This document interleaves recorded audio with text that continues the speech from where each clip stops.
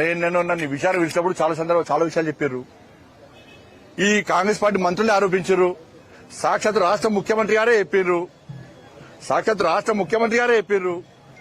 ఒక ముఖ్యమంత్రి స్థాయి వ్యక్తి ఏం ఆధారాలు లేకుండా ఆరోపణ చేస్తాడా? ఇవన్నీ ఆధారాలు ఉన్నాయని చెప్పే వాళ్ళు సిట్ వేసారు వాళ్ళు. కానీ ఆ సిట్ ఏమైంది? సిట్ అంటే సిట్, స్టాండ్ అంటే స్టాండ్ అయిపోతుంది. ఇది పరిస్థితి.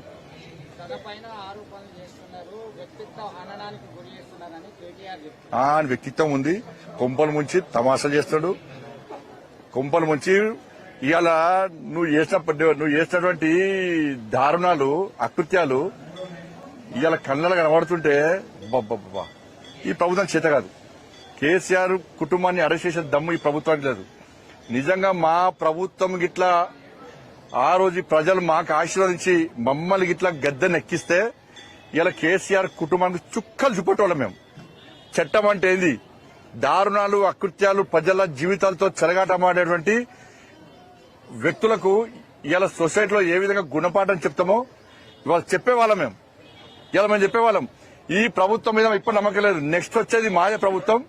ఇలా పక్కా కేసీఆర్ కుటుంబాన్ని వదిలిపెట్టే ప్రసక్తి లేదన్న విషయాన్ని స్పష్టం చేస్తున్నాను. ఈ ముఖ్యమంత్రికి చాత కాదు. ఈ ముఖ్యమంత్రికి దమ్ము లేదు. ఈ ముఖ్యమంత్రి కేసీఆర్ కుటుంబాన్ని అరెస్ట్ చేసే ఆలోచన లేదు. కాంప్రమైజ్ పాలిటిక్స్ చేస్తున్నారు వీళ్ళు. అరే ముఖ్యమంత్రినే ఎత్తుకపోయి జైలు పెట్టిర్రు, డ్రోన్ అని ఇంకో కేసు అని బెయిల్ రాకుండా చేసిర్రు, బిడ్డ పెళ్లికి లేకుండా చేసిర్రు. ఏడవైందే ముఖ్యమంత్రి పౌరుషం. ఎన్నికలప్పుడు ఊకదప్పుడు పనిచేసిన ముఖ్యమంత్రి ట్వీట్ పండ్లు కొరికిండు, మాట్లాడిండు, కళ్ళు గుడ్డు తెలిసిండు, ఇది చేస్తా అది చేస్తా అన్న ముఖ్యమంత్రి. ఏమైంది నీ ధైర్యం?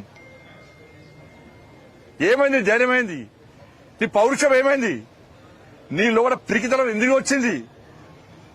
రక్తం వస్తుందన్న మాకు ఇవాళ. మేమైతే ఈ రాష్ట్ర ముఖ్యమంత్రిగా కాంగ్రెస్ పార్టీ ప్రభుత్వం లెక్క మేము చేతులు ముసుకొని కూర్చునే ప్రభుత్వం అది కాదు. మా కార్యకర్తల మీద బీఆర్ఎస్ కొట్టిన ఒక్కొక్క దెబ్బకు ఒక్కొక్క గుణపాఠం చెప్పేటోళ్ళం మేమైతే. కేటీఆర్ కూడా ఏమంటున్నాడంటే ఫోన్ ట్యాపింగ్ జరగలేదు అనేది అనట్లేదు. ఫోన్ ట్యాపింగ్ జరిగింది, అది రొటీన్ గా జరిగే ప్రక్రియ. కేంద్రం చేయట్లేదా? అధికారులు చేస్తూనే ఉంటారు దేశ కోసం, ప్రభుత్వ సుస్థిరత కోసం అని చెప్పి సిగ్గుండాలి. అధికారుల మీద నెట్టేస్తున్నారు. ఆ నోరా మోరా దేశ భద్రతకును తెలంగాణ జరిగిన ఫోన్ ట్యాపింగ్ కు సంబంధం లేదు. అవు తెలంగాణ రాష్ట్రంలోనే ఏ రాష్ట్రంలో గానీ తీవ్రవాదుల విషయంలో, టెర్రరిస్టుల విషయంలో కొంతమంది ఫోన్ ట్యాప్ చేస్తారు, వాస్తవం. అది దేశ భద్రత విషయంలో. నువ్వేం చేస్తావు? పీకుడు పని. నువ్వు మావోయిస్టుల లిస్టులో మా పేర్లు పెట్టి మా ఫోన్ ట్యాప్ చేసిన బయటపడ్డది కదా. నాకు అధికారులు అడిగిరు, సిట్ అధికారులు అడిగిరు. మావోయిస్టు లిస్టుల జడ్జిల పేరు పెట్టినావు, మావోయిస్టు లిస్టుల సినిమా హీరోయిన్ల ఫోన్లు పెట్టినావు, మావోయిస్టు లిస్టుల వ్యాపారవేత్తల ఫోన్లు పెట్టినావు, నెంబర్లు పెట్టినావు. నీ చేసిన అక్రమ దందాకు దేశ భద్రతకు ముడిపెట్టకు నువ్వు. అంటే ఇప్పుడు ఆయన ఆలోచన ఏది కదా? దేశ భద్రత విషయంలో ఫోన్ ట్యాప్ చేస్తున్నారంటే దాన్ని ప్రజలకు అనుమానం వచ్చే విధంగా దేశవ్యాప్తంగా ఏ రాష్ట్రంలోనైనా ఇలా కేసీఆర్ కొడుకు అంటుండే కదా, దేశవ్యాప్తంగా ఏ రాష్ట్రంలోనైనా మా ఫోన్ ట్యాప్ చేసిరని చెప్పి ఎక్కడ ఏ రాష్ట్రంలో చర్చ జరిగిందా? తెలంగాణ రాష్ట్రంలో ఎందుకు జరుగుతున్నది? తెలంగాణ రాష్ట్రంలో జడ్జిల ఫోన్ ఎందుకు ట్యాప్ చేశారు? అంత నీచంగా ఎందుకు దిగదారారు? ఇవాళ జడ్జిలు కూడా వాళ్ళు మాట్లాడలేని పరిస్థితి ఇవాళ.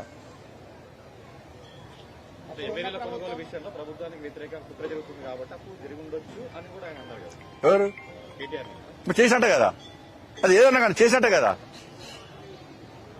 ఏమంటాడు? అధికారులు దేశ భద్రతలు చేసి రావచ్చు అంటే ఆయన అంటాడు, ఇది ఆయన అంటాడు. అదే స్టేట్మెంట్ ను వాళ్ళు రాష్ట్ర ప్రభుత్వము, సిట్ అధికారులు వాంగ్మూలంగా స్వీకరించి దాని విషయాన్ని జరపని చెప్పండి. చెప్పింది ఆయన కదా, వాంగ్మూలమే కదా, ఆయన ఒప్పుడంట కదా, చేయమని చెప్పండి. మరి ఏ కేసైనా కానీ ఫోన్ ట్యాప్ చేయొచ్చా?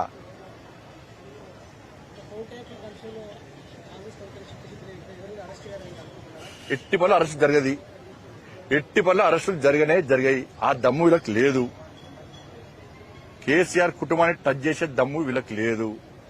కాదు, ముఖ్యమంత్రి గారిని పట్టుకొని ఎడమ చెప్పుతో కొట్టాలని ఉంది అంటే ఈ కాంగ్రెస్ పార్టీ కార్యకర్తలకు రోషం లేదు, పౌరుషం లేదు. అధికారాన్ని చెలాయిస్తారు, 100 కోట్ల రూపాయలు సంపుతారు. ముఖ్యమంత్రి తొండ దొరకటి కొడతా అంటాడు. ఇదా భాష? ఒక ముఖ్యమంత్రి పట్టుకొని ఎడమ చెప్తాం కొడతా అంటాడు ఆయన, ఏదో తొండ దొరకొడతా అంటాడు. కేసీఆర్ ప్రభుత్వం అధికార దుర్వినియోగానికి ఫోన్ ట్యాపింగ్ అంశము భద్రతతో ముడిపెట్టి దుర్వినియోగం చేసిందంటే నన్ను విచారణకు పిలిచి, నన్ను సిట్టాధికారులు విచారణకు పిలిచి నాకు లిస్టు చూపెట్టారు.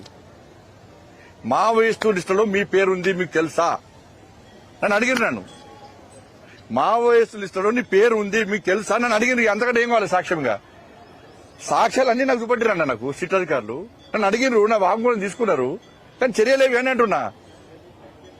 ఎవరైతే వాళ్ళు విడిచి ఉన్నారు ఫలానా వ్యక్తులు చేసిరు అన్నారు, మరి వాళ్ళని మన వాగ్మూలం కోసం పిలుస్తున్నారు. చర్యలేవి? సంజయ్ గారు మీరు కేంద్ర హోంశాఖ సహాయ మంత్రి మావోయిస్టు కారణంగా మీరే అప్పుడు నేను మంత్రి కాదు కదా. అప్పుడు నేను ఇప్పుడున్న విషయాన్ని బయటకు వచ్చింది కదా, కేంద్ర ప్రభుత్వం జోక్యం చేసుకోవచ్చు. రాష్ట్ర ప్రభుత్వంలో విచారణ చెప్తున్న కేంద్రం జోక్యం చేసుకుంటుందా? అంశం కావచ్చు. శాంతిభద్ర అంశాలు రాష్ట్ర ప్రభుత్వం చర్యలు తీసుకోదు. మాకు చేత కాదు, మాకు చేత కాదుగా, మొత్తం కాదు. మేము చేతగానే చేతనావస్థలో ఉన్నాం, మాకు ఆ దమ్ము ధైర్యం లేదు అని చెప్పని మేము తీసుకుంటాం. అప్పుడు బీజేపీ ఎంపీగా ఉండి మిమ్మల్ని కూడా మావోయిస్టు నేతగా చూపించడం ఏమర్థం చేసుకోవచ్చు? ఆ మూర్ఖత్వం అదే చెప్తున్నారు కదా. బరి తెగించింది కేసీఆర్ ప్రభుత్వం, బరి తెగించి మమ్మల్ని ఇవ్వలు ఏం చేయలేరు అని చెప్పి అహంకారంతో ఆ విధంగా వివరించింది. సిట్టుతో ఏం ఉపయోగం ఉందని భావిస్తారు? ఏముండదు. నేను మళ్ళీ చెప్తున్నా, సిట్టి అధికారుల మీద జులుం ప్రదర్శించకుండా, ఆదేశాలు ఇవ్వకుండా వాళ్ళకి స్వేచ్ఛనిస్తే ఆ అధికారులు 100% ఇప్పటికే కేసీఆర్ కుటుంబానితో పాటు ఎవరైతే ఫోన్ ట్యాపింగ్ పాల్పడ్డారో ఆ అధికారులు అరెస్ట్ చేసేవాళ్లు. ఒకవేళ రాష్ట్ర ప్రభుత్వం సిబిఐకి కేసు ఇస్తే మీరు అరే ఊకే సిబిఐ అన్న చాలాగా చెప్పండి.